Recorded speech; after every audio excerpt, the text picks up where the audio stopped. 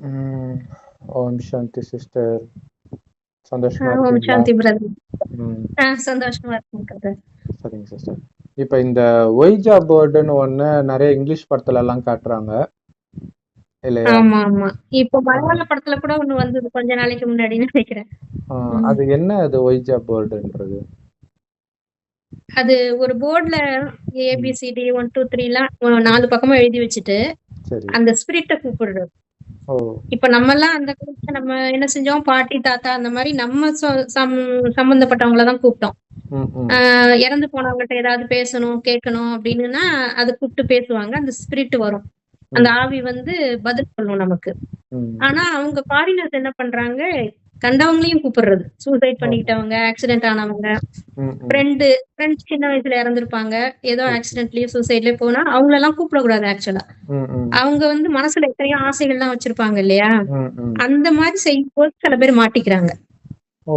அது வந்து போகாது. ம், திருப்பி நாங்களாம் திருப்பி அனுப்பிடுவோம்.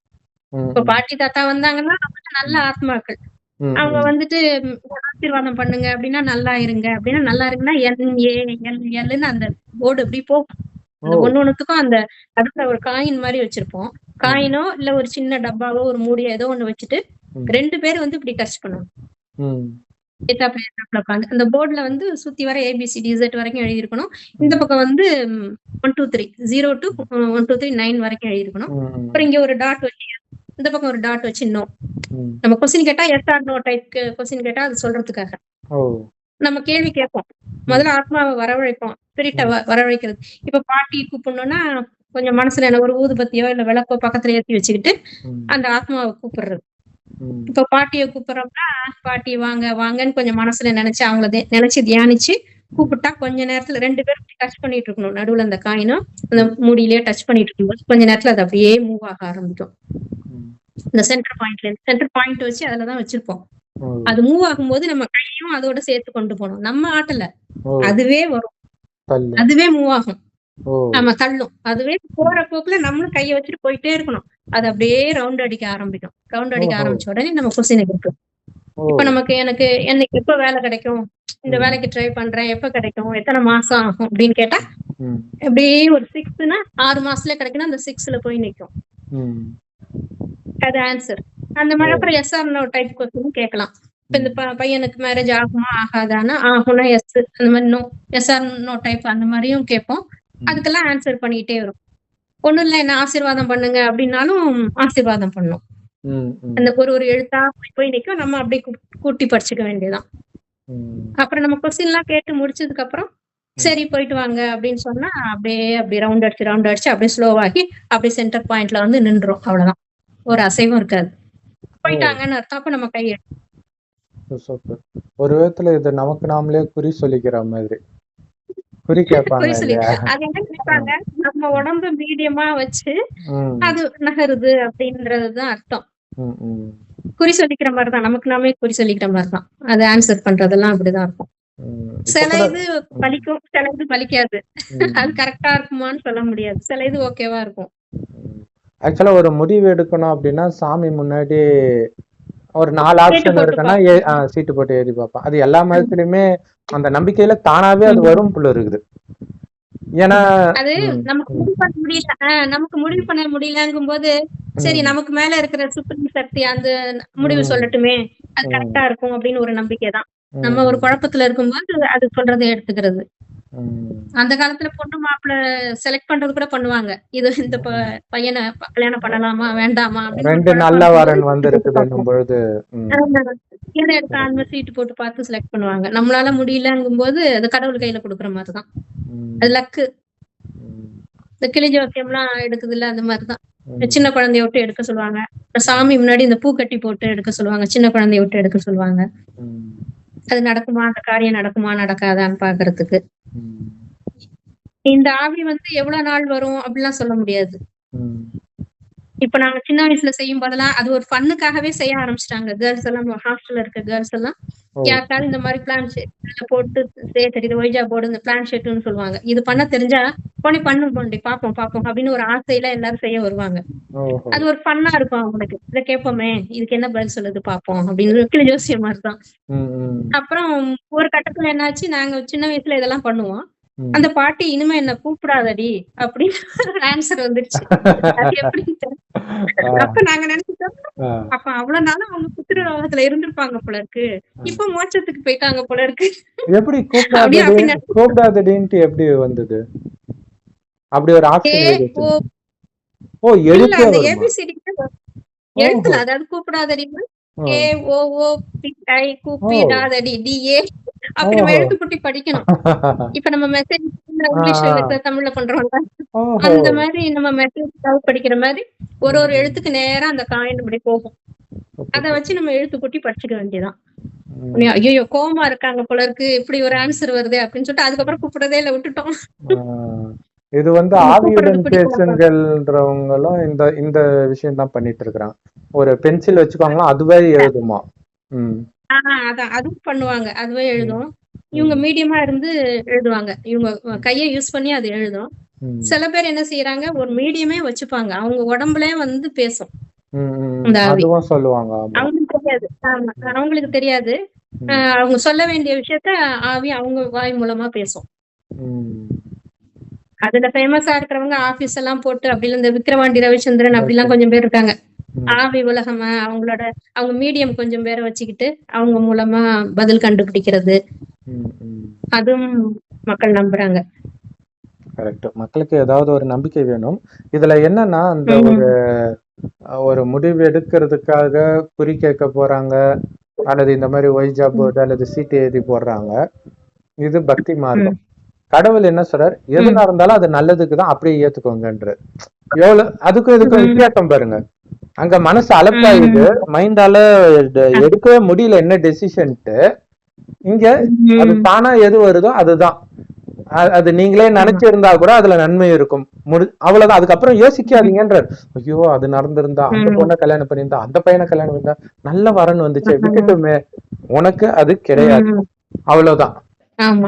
அந்த மன அமைதி போயிடுது. எனக்கு தெரிஞ்சு ஒரு பையன் வந்து நல்லா படிச்சு அவனுக்கு வந்து எம்பிபிஎஸும் கிடைச்சது, இன்ஜினியரும் கிடைச்சது. அவன் இன்ஜினியர் ஆகணும்னு ஆசைப்பட்டான். ஆனா எம்பிபிஎஸ் கிடைக்கும்னு எதிர்பார்க்கல. அதுவும் கிடைச்சிருச்சு, ஃப்ரீ மெரிட்ல கிடைச்சிச்சுன்னா அவனுக்கு ஒண்ணுமே புரியல. எல்லாருக்கிட்டையும் சைக்கிள் எடுத்துட்டு போறான். நாங்க படிக்கும்போது ஒரு வீடா போய் கேட்கறான், எது எடுக்கிறதுன்ட்டு. அவன் தான் இருக்கிறதுல நல்லா படிக்கிற பையன். அவன் நல்லா படிக்காதவங்க கிட்ட எல்லாம் வந்து கேட்டுட்டு இருக்கிறான். எப்படி இருக்கு பாருங்க. என்ன பண்றது, தெளிவு கிடைக்கட்டுமே. ஏன்னா இது ஒரு நல்ல மெசேஜ். ஏன்னா சமீபமா ஒரு சிஸ்டர் வந்து நம்ம ஞானம் எடுத்திருக்கிறாங்க. அவங்க டாக்டர். அவங்க எடுத்து அந்த டாக்டரா, டியூட்டி டாக்டரா இருக்கும்போது பயங்கர ஸ்ட்ரெஸ்ஸா இருக்குமா. குறிப்பா இந்த எமர்ஜென்சிக்கு வர்றவங்க டக் டக்குன்னு, இவங்க இயல்பாகவே கொஞ்சம் அமைதியா ஸ்லோவா பண்றதை பார்த்து கத்துவாங்களாம், ஏன்னா நீ இவ்வளவு ஸ்லோவா இருக்கிறன்ட்டு. அது ஒரு டைமுக்கு அப்புறம் இது நமக்கான வேலை இல்லையோன்னு எனக்கு தோணுது. ஏன்னா நிறைய பேர் டாக்டர் வேலை கிடைக்குமா அப்படின்னு அது ஒரு எட்டாக்கனியா இருக்குது. ஆனா அவங்க அதை விட்டுலாமான்னு நினைக்கிறாங்க. சோ இது ஒரு அப்ப என்னன்னா, சமுதாயம் சொல்லுதுன்றதுக்காக அதை எடுத்திருக்கலாம். அது ஒரு பிரெஸ்டேஜான இதுன்ட்டு. ஆனால் நமக்கு காசு கிடைச்சாலும் பதவி கிடைச்சாலும் அமைதி கிடைக்கலன்னா அது வேஸ்ட். அந்த அமைதியின் சொரூபமா நீங்களே இருக்கிறீங்கன்றாரு கடவுள். இல்லையா? நடக்கிறதெல்லாம் நன்மைக்குதான். அமைதியா சாட்சியா பாருங்க. இது ஒரு 3D ஷோ, 4D 5D எல்லாம் சொல்றாங்க. அதாவது நம்மள சுத்தி நடக்கிற மாதிரியே இருக்குமா. 3D முன்னாடி மட்டும் இருக்கும், இங்க நம்மளே அதுக்குள்ள இருக்கும். அந்த மாதிரி ஒரு ஷோவா இதை நடந்துக்கோங்கன்ற நினைச்சிட்டு நீங்க ஒரு சாட்சியா விளையாண்டு பாருங்க. இல்லையா மேல வந்து பாருங்க, ஜாலியா இருக்கும்ன்ற. சோ அதை நம்ம மறந்துடுறோம். அதை காட்சியாக பார்க்க மறக்கும் போதுதான் நம்ம டென்ஷன் ஆகுறோம். ஏன்னா நீங்க சொன்ன மாதிரி எல்லா இடத்துலயும் கரெக்டா வராது எதுவுமே. ஓரளவுக்கு நமக்கு இப்ப இறந்தவங்க கனவுல வருவாங்க, எவ்வளவு நாள் தான் வருவாங்க இல்லையா? சில சமயம் அவங்க வர்றதே நமக்கு டார்ச்சரா இருக்கும். நமக்கு ஒரு பெரிய துரோகம் பண்ணிட்டு போயிட்டாங்கன்னு வச்சுக்கோங்களேன், அவங்க வரும்போதெல்லாம் உங்களுக்கு ப்ரெஷர் தான் ஏறும். அவங்க குத்தி ஏன் இப்படி பண்ண, ஏன் இப்படி பண்ண, ஏன் இப்படி பண்ணுவோம். சோ அப்ப என்னன்னா அது நம்முடைய மனோபலத்தை இன்னும் குறைக்குது. ஏற்கனவே அது பலகீனமா தான் இருக்குது. சோ அந்த பலத்தை ஏத்துறதுக்கு தான் இறைவன் சொல்றாரு. சோ உங்களுக்கு பின்னாடி அழகா போட்டோ வரைஞ்சே வச்சிருக்கிறீங்க. சோ கடவுள் வந்து செம்பொன் நிறமான ஒளி உலகத்துல நட்சத்திரமா இருக்கார். உண்மையிலே ஆத்மாக்களாகிய நாம இங்கதான் இருக்கிறோம். அதாவது உயிர் அது பூர்வமத்தில் நட்சத்திரமா இருக்கிறனால்தான் இங்க பொட்டு வைக்கிற பழக்கம் இருக்கு. அந்த ஆத்மா முதலாக இந்த பூமிக்கு வரும்போது கடவுள் சொர்க்கமாக தான் இந்த பூமியை படைச்சு வச்சிருக்கிறார். 2500 வருஷம் சொர்க்கத்தை அனுபவிச்சுட்டு அடுத்தது நரகத்துக்கு வருது அடுத்த 2500 வருஷம். காரணம் என்னன்னா சொர்க்கத்துல எதுக்குமே பதற மாட்டோம். ஏன்னா கவனமே வெளியில இருக்காது, உள்ள இருக்கும், ஆத்மாவில இருக்கும். அந்த ஆத்மாவுடைய உண்மையான அமைதி ஆனந்தத்தில் மயங்கி கிடப்போம். அதனால திருப்தியா இருக்கும், ஆத்மா பலமாகும். ஆத்மாவில கவனம் இருக்கும்போது ஆத்மா பலமாகும், ஆத்மாவில இருக்கிற சந்தோஷத்துல லயிக்கும் போது. ஆனா வெளியில உள்ள சந்தோஷத்துல லயிக்கும் போது ஆத்மா பலகீனமாகும். அப்படி பலகீனமாகும் போதுதான் நம்ம நிறைய அடிக்ஷனுக்கெல்லாம் உள்ளாயிடுவோம். புலனின்பங்கள், எல்லா விதமான அடிக்ஷனுக்கும். அப்ப என்னன்னா அடிக்ஷன் தப்புன்றதே உணர முடியாத ஸ்டேஜுக்கு நம்ம போயிடுறோம். சோ அந்த நிலையில இருந்து நாம இப்ப ஏன்னா கலியுகம் முடிந்து மீண்டும் சத்தியுக சொர்க்கம் வரப்போகுது, அங்க நீங்க வரணும்.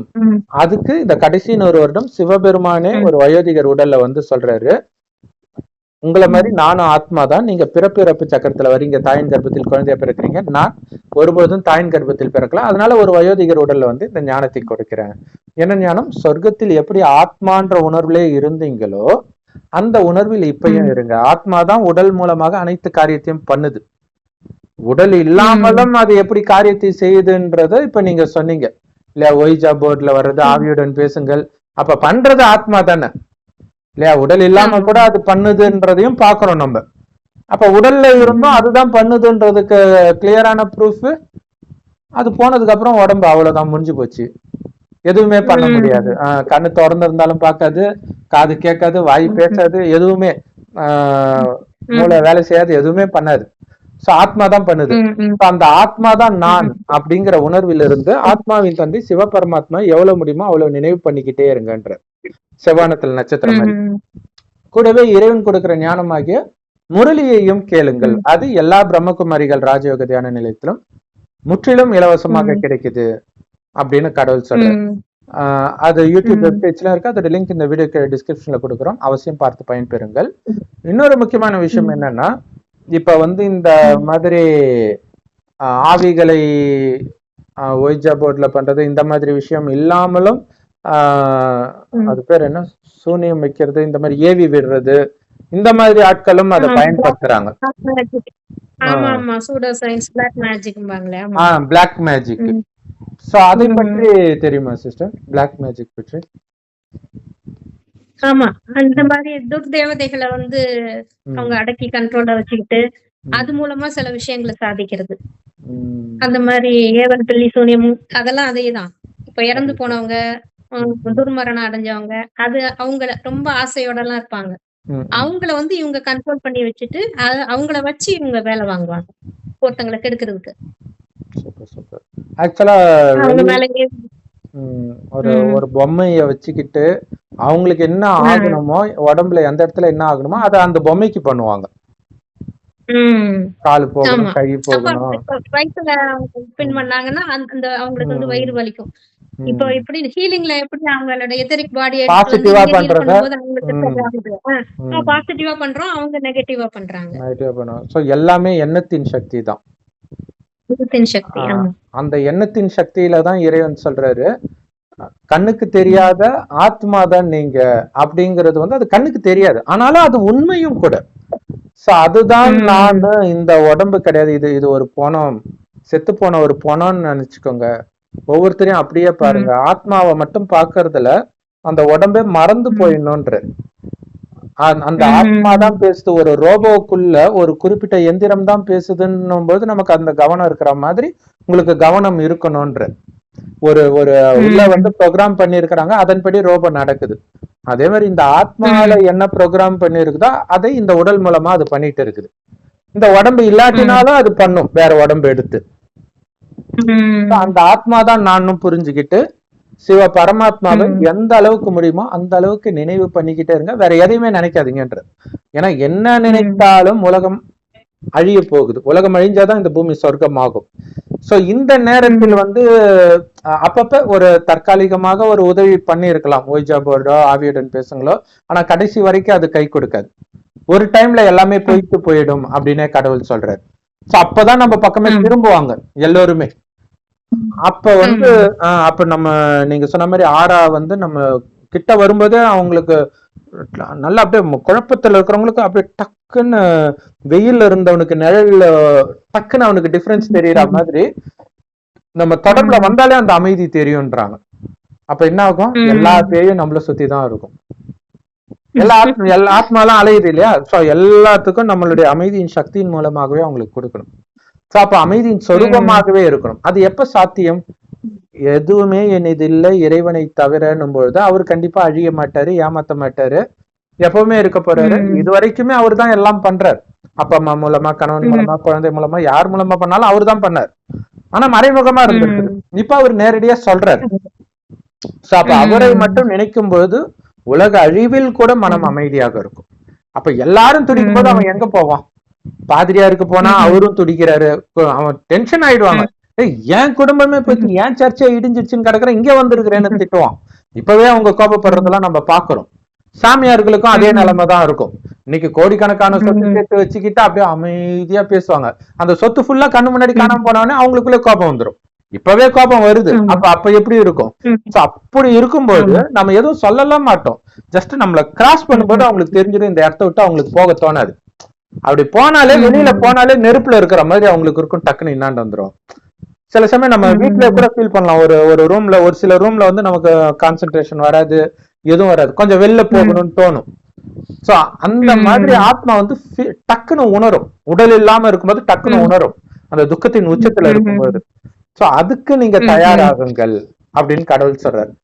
அப்படி தயாரானவங்களைத்தான் இன்னைக்கு நம்ம வந்து அம்மன் தெருவுக்கு தெருவை வச்சு கும்பிட்டுட்டு இருக்கிறோம். ஏன்னா ஒரு சிவபரமாத்மாவை தவிர அவங்களுக்கு எதுவுமே கிடையாது. அந்த சக்தி வந்து எனக்கு அப்பாவும் தேவையில்ல, ஒன்னும் தேவையில்ல, அந்த பற்றுனாலதான் உங்களுக்கு பிரச்சனை. அப்ப அந்த உடல் உணர்வு போனவொடனே பற்று போயிடுது. உடல் உணர்வு போனதுனாலதான் நான் உண்மையில் சிவனுக்கு மனைவி ஆகுறேன். அப்பதான் சிவன் தோல்ல போட்டு டான்ஸே ஆடுறாரு. சோ அந்த மாதிரி நிலை நாம அடையும் போதுதான் உலகத்துல உள்ள அத்தனை பேருடைய ஆசையும் நம்மளால நிறைவேற்ற முடியும். உலகம் அழியும், ஆனால் அடுத்த கல்பத்தில், ஒரு கல்பன்றது இந்த 5000 வருடம். சோ இந்த 5000 வருடம் முடிந்து மீண்டும் சத்தியுகம் வரும். சோ இந்த ஞானத்தை எடுக்கிறவங்க ஆரம்பத்துல வந்துருவாங்க, எடுக்காதவங்க கூட கடைசியில இருக்கிறாங்களே. இதுக்கு முன்னாடி எல்லாம் கொஞ்சம் கொஞ்சமா உலகம் நல்லா இருக்கும். அப்ப இதுக்கு முன்னாடி முடிஞ்ச அளவுக்கு அவங்கள முன்னாடி அழைச்சிட்டு வருவோம்.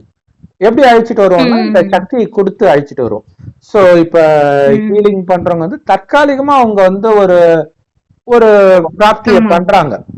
ஆனா நம்ம நிரந்தரமா பிராப்தியை பண்றோம். சோ அதனாலதான் கோயில் கட்டி கும்பிடுறாங்க. கூட்டிக்கிட்டே போய் களி முத்தி போச்சுங்கிறாங்கல்ல. ஒரு கட்டத்துக்கு மேல ரொம்ப ஜாஸ்தி போது கடவுளே வந்து பண்ணாதான் முடியும்ன்ற லெவலுக்கு வந்துருச்சு. அந்த நிலைதான் நடந்துட்டு இருக்குது. Okay sister. சோ அதனால கடவுளை பிடிங்க. ஏன்னா இப்ப சமீபமா நம்ம சொன்ன மாதிரி அந்த முரளி பிரம்மகுமாரிகள் ராஜயோக தியான நிலையத்துல முற்றிலும் இலவசமா கிடைக்குது. சோ அதுல சமீபமா கூட ஒரு விஷயம் சொல்லியிருப்பாரு. என்ன சொல்லியிருப்பாருன்னா, மக்கள் கோயிலுக்கு போய், எல்லா மதத்துக்குமே இது பொருந்தும், அவங்கவுங்க யாரை கும்பிடுறாங்களோ அவங்க கிட்ட போய் நான் பாவி அப்படிதான் சொல்றாங்க இல்லையா? கிறிஸ்தவ மதத்துக்கு நீங்க புதுசா சர்ச்சுக்கு போனாலே நீங்க பாவின்னு முதல்ல ஒத்துக்கிறீங்களான்னு தான் கேட்பாங்க. ஆனா நம்ம ஒத்துக்க மாட்டோம் மற்ற மதத்துக்காரங்க. ஆனாலும் நம்மளும் கோயில்ல போய் இந்த பாவியை இப்படி பண்ணிட்டே முருகான்ட்டு தான் சொல்லுவோம், நம்மள அறியாம சொல்லுவோம். ஆனா இன்னொருத்தர் சொல்லும் போதுதான் நமக்கு டென்ஷன் ஆகும். அப்ப நம்ம தாழ்த்திக்கிறோம்னாலே அவங்க உயர்ந்தவர்களா இருக்கிறாங்கன்னு அர்த்தம். அப்ப அந்த உயர்ந்தவர்கிட்ட இருந்து உன்னை மாதிரியே என்னை ஆக்கு அப்படின்னு வேண்டாங்க கடவுள் சொல்றாரு. அப்படி யாரும் கேட்கல, கடவுள் மாதிரி ஆகணும்னு யாரும் கேட்கலையே நமக்கு தோணும். ஆனா என்ன கேக்குறோம், எனக்கு இந்த ஒரு பணம் வேணும், கடன் போகணும், உடம்பு குணமாகணும், குழந்தை பிறக்கணும், அது ஆரோக்கியமா இருக்கணும், அழகா இருக்கணும், ஒரு நல்ல மனைவி கிடைக்கணும் அல்லது கணவன் கிடைக்கணும். இதெல்லாம் உண்மையிலே சொர்க்கத்தில் வாழ்ந்த தேவதைகள் கிட்டதான் இருக்கும். அதனாலதான் இவங்க போய் கேக்குறாங்க. ஆனால் அவங்கள அப்படி ஆக்குனது யாருன்னு இவங்களுக்கு தெரியல. இல்லையா? அவங்கள அப்படி ஆக்குனது சிவபெருமான். இந்த கடைசி 100 வருடம் கொடுக்கிற ஞானத்தின் மூலமாக தான் நம்ம அதுக்கு தகுதி பெறுகிறோம். ஆத்மான்னு வந்து சிவபரமாத்மா நினைத்து நினைத்து வெளி உலக கவர்ச்சி ஃபுல்லா விடுபட்டு இறைவன் நினைவிலேயே ஆனந்தத்தை காண ஆரம்பிப்போம். அப்ப எல்லா விதமான அடிக்ஷன், காமம், கோபம், பற்று, பேராசை, அகங்காரம் எல்லாத்துல இருந்தும் விடுபடுவோம். அப்பதான் நீங்க நினைக்கிற எல்லாமே நடக்கும்ன்றார். ஒரு எண்ணம் வச்சாலே நடக்கும்ன்றார். இப்ப ஹீலிங் எல்லாம் போகும்போது அவங்க நிறைய எண்ணம் வைக்கணும். இங்க வந்து அப்படியே அசால்ட்டா நீங்க நினைச்சாலே நடக்கும்ன்றார். சோ இது அப்படியே சொர்க்கத்திலயும் கண்டினியூ ஆகும். ஆனா அதுக்கான பயிற்சி இப்ப கொடுக்கிறாரு. என்ன பயிற்சி கொடுக்கிறாரு? நெகட்டிவான விஷயத்தையே சிந்திக்காதீங்கன்ற. உங்களுக்கு துக்கம் கொடுத்தவர்கள் கூட நல்லா இருக்கணும்னு தான் நீங்க நினைக்கணும்ன்ற. இங்க காரணத்தோட நடக்குது எல்லாமே. ஏன்னா அது நமக்கு தெரியும். ஏன்னா இப்ப இந்த பிரம்மகுமாரி ஆன பிறகு, பிரம்மகுமாரி ஆகுறதுக்கு முன்னாடி நமக்கு யாரு துக்கம் கொடுக்கறாங்களோ அவங்களை திருப்பி நம்ம துக்கம் கொடுத்தா நமக்கு சந்தோஷமா இருக்கும். ஆனா பிரம்மகுமாரி ஆன பிறகு நமக்கு துக்கம் கொடுத்தவர்களுக்கு துக்கம் கொடுத்துட்டோம். பழி வாங்குறதுக்கு தானே கதையாவே வரும். ஆனா பிரம்மகுமாரி ஆன பிறகு நாம துக்கம் கொடுத்துட்டா நாம கொடுத்த துக்கம் தான் நமக்கு தூக்கம் கெடுக்கும். ஐயோ இப்படி பண்ணிட்டேனே, ஸ்ரீமத்தை மீறிட்டேனே, கடவுள் கொடுத்த ஞானத்தை மீறிட்டேனேன்னு கரெக்டா அடுத்த நாள் முரளியில அதே தான் சொல்லுவார். இதுதான் மிகப்பெரிய மேஜிக் இல்லையா? நீங்க எந்த வருஷத்து முரளியை எடுத்து பார்த்தாலும் கரெக்டா உங்களுக்கு இதுக்கான இது வந்துரும்.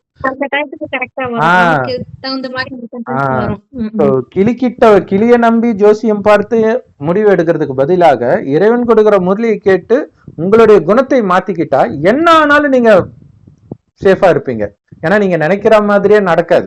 அந்த கிளி ஜோசிக்காரங்களுக்கும் நடக்காது, யாருக்குமே நடக்காது.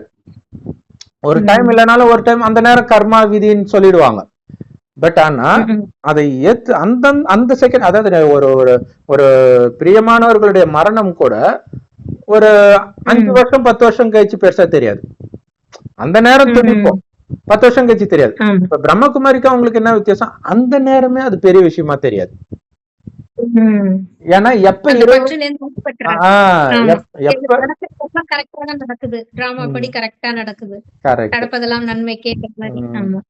ஆத்மாவுடைய தன்மை என்ன? ஒரு உடம்பு எடுக்கும், ஒரு டைம்க்கு அப்புறம் உடம்பை விடும். இது இயற்கையான விஷயம் தானே.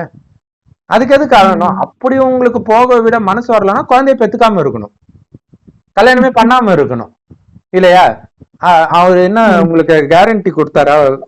கணவனுக்கு அப்புறம் தான் மனைவி சாவா, அல்லது மனைவிக்கு அப்புறம் தான் கணவன் சாவான், எனக்கு அப்புறம் தான் என் குழந்தை சாவான்னு கேரண்டி இருக்கா? கிடையவே கிடையாது. ஆனா அப்படி இருந்துச்சு, சொர்க்கத்துல அப்படி இருந்துச்சு. இப்ப அப்படி கிடையாது. டக்கு டக்குன்னு உயிர் போகுது இல்லையா? கம்முன்னு அப்படியே நடந்துட்டு இருக்கிறாங்க, டக்குன்னு ஹார்ட் அட்டாக் வந்து இறந்துடுறாங்க. எந்த காரணத்துல இறந்தாலும் ஹார்ட் அட்டாக்னு வர சொல்லிடுறோம். கூட அப்படி இறக்குறாங்க, சூடு தாங்காம. டெல்லியில எல்லாம் இப்ப 53 டிகிரிஸ் போயிடுச்சு வெயில். சூடு தாங்காம அந்த ஹீட் வேவ்ஸ்ல கூட அப்படியே சுருண்டு விழுந்து இறக்குறாங்க இப்ப கூட. வெயிலுக்கு ஃபேமஸான இடமெல்லாம் மழை பிச்சு எடுக்குது. சவுதி அரேபியா அந்த மாதிரி ஏரியா எல்லாம் பாலைவனத்துல வெள்ளம் ஓடுது. ஆனா இங்க குளிருக்கு ஃபேமஸான இடம் எல்லாம் கொதிக்குது. சோ அப்படியே எல்லாம் தலைகீழா மாறுது. ஏன்னா உலகமே இப்ப மாறிட்டு இருக்குது. சோ உலகம் அழியறதை பற்றி நாம கவலைப்பட தேவையில்லை. ஏன்னா நம்ம அழியக்கூடிய உடம்பு கிடையாது. அழிவற்ற ஆத்மா நான் அப்படிங்கிறது சதா ஞாபகம் இருக்கணும். ஒவ்வொருத்தரையும் ஆத்மாவை பாக்குற பயிற்சியை சின்சியரா பண்ணீங்கன்னா கடைசி நேரத்தில் உங்களுக்கு எந்த பாதிப்பு வந்தாலும் உங்களுக்கு மன ரீதியா அது பாதிப்பை ஏற்படுத்தாது. இப்ப அலட்சியமா இருந்தா கடைசியில மனநலம் பாதிக்கிற அளவுக்கு மோசமான பாதிப்பை ஏற்படுத்திடும். சோ அதனால இப்ப அலர்ட்டா இருங்க. தூங்காதே தம்பி தூங்காதேன்றது இப்போதைக்குதான் பொருத்தமான விஷயம் இல்லையா? படிப்புல தூங்கினா கூட பெரிய நஷ்டம் கிடையாது, பிசினஸ்ல தூங்கினா கூட பெரிய நஷ்டம் கிடையாது. ஆனா இப்ப தூங்குனீங்க அப்படின்னா இதோடைய நஷ்டம் 5000 வருடத்துக்கும் ரிஃப்ளெக்ட் ஆகும். ஏழை குடும்பத்திலேயே பிறப்பீங்க இல்ல, ஃபர்ஸ்ட் சொர்க்கத்துக்கு வரவே மாட்டோம். அப்படியே வந்தாலும் கடைசியில ஒரு ஜென்மம் வரும், வேலைக்காரனா வரும். சோ அடுத்தடுத்து அதே மாதிரி வேலைக்காரனாகவே பிறந்து ஐயோ கடவுளே உனக்கு கண் இல்லையா காது இல்லையா அப்படின்னு கேட்கறத விட்டுட்டு கடவுள் கொடுக்கறத கேட்கிற காது உங்களுக்கு இப்ப இல்ல, அதான் பிரச்சனை. அவரை மனக்கண்ணால பாக்குற கண்ணு நமக்கு இல்லைன்றதுதான் பிரச்சனை. இப்பதான் நம்முடைய தலைவிதியை எழுதுற பேனாவை அவரு நம்ம கையிலே கொடுத்துட்டார். ஜஸ்ட் என் நினைவிலே இரு, ஆத்மாவை தூய்மையாக்கிக்கோ, உனக்கு செல்வம், ஆரோக்கியம், அழகு எல்லாமே அளவற்று கிடைக்கும்ன்ற. அலட்சியமா இருந்தா அந்த அளவுக்கு குறைஞ்சுக்கிட்டே வரும். சோ இப்ப எப்படி கடவுளை குற்றம் சொல்ல முடியும்? சோ உலகத்திலேயே ரொம்ப ஈஸி ஒரே ஒரு புள்ளிய நினைக்கிறது. ஒரு புள்ளி, அவ்வளவுதான். அந்த நினைவு இருந்துகிட்டே இருக்கணும். அவர்தான் எனக்கு அப்பா, அம்மா, நானும் அதே மாதிரி ஒரு புள்ளி தான், பூர்வ மத்தியில இருக்கிறேன். இந்த சிந்தனையிலே இருக்க இருக்க உறவுகள் எல்லாம் மறக்கும் பொழுதுதான் அவன் நமக்கு துரோகம் பண்ணானா, நல்லது பண்ணானா, இது எதுவுமே ஞாபகம் இருக்காது. உடலை நீங்க பார்க்கவே இல்லைன்னா. ஏன்னா எல்லாருடைய ஆத்மாவும் நட்சத்திரம் மாதிரிதான் இருக்க போகுது. அந்த ஆத்மா நல்லா இருக்கணும், நல்லா இருக்கணும், இந்த எண்ணம் மட்டுமே நீங்க உருவாக்க ஆத்மாவுக்கு அப்படி ஒரு பலம் வரும்ன்ற. சோ அதுதான் இப்ப தேவை. இறுதியில அப்படி உங்க முன்னாடி வந்த உடனே அவனுடைய துக்கமே மறந்துடும்ன்றார். கோயில்ல ஹீலிங் பண்றவங்களுக்கு எல்லாம் அது ரொம்ப ஈஸியா இருக்கும். இப்ப தீப தியானம் எல்லாம் பண்றாங்க. தீப ஒளியை பார்த்துட்டே இருப்பாங்க. பிரம்ம முகூர்த்தத்துல எழுந்து 4 மணிக்கு எழுந்து உட்காந்து தீபத்தை ஏத்தி வச்சு அதை கொஞ்ச நேரம் பார்த்துக்கிட்டே இருப்பாங்க. கண்ணாடி தியானம், தீப தியானம் எல்லாம் இருக்கு. அது இறைவனை தான் நினைக்கிறாங்க. இறைவனா நினைச்சுதானே விளக்கேத்துறாங்க. ஒளி ரூபம், ஜோதி ரூபமா இருக்கு. அதே இது பாயிண்ட் ஆஃப் லைட்ன்னு நம்ம நினைக்க சொல்றோம். அது பரந்தாமத்துல இருக்காரு அவரு. நம்ம இங்க ஒளிக்குள்ளியா நம்ம இங்க இருக்கிறோம். நம்ம இந்த உணர்ந்து அவரை நினைக்கணும். இதுவும் மைண்ட் பவர் தானே. நம்ம இது உணர்ந்து நினைக்கும் போது நம்ம பாவங்கள்லாம் அழிஞ்சு நம்ம ஆத்மா தூய்மை. ஆனா என்ன ஒண்ணுன்னா, விளக்கு பேசாது, கடவுள் பேசுறாரு. அப்ப உயிரோட்டமானவர் அவரு. அப்ப உயிரோட்டமானவர் நினைக்கும் போது அந்த அன்பு இருக்கும். சோ அந்த அன்பா அவரை நினைக்கதான் இங்க இருக்கிற எதுவுமே உங்களை விட்டு போறது உங்களுக்கு ஒரு பெரிய விஷயமாவே தெரியாது. ஏன்னா இது எப்படின்னா, சின்ன மீனை விட்டு பெரிய மீனை பிடிக்கிற மாதிரி. கலியுகத்துல எதுவுமே கிடையாது. எதை தொட்டாலும் துக்கம் தான் கொடுக்க போகுது. இதை இழக்கிறதெல்லாம் நமக்கு ரொம்ப சந்தோஷம் உண்மையிலே. இதுக்கு பதிலாக சொர்க்கமே வரப்போகுது. இப்ப சொர்க்கத்துக்கு நீங்க போகணும்னா சொர்க்கத்தில் இருக்கிற உடம்பை எடுக்கணும்.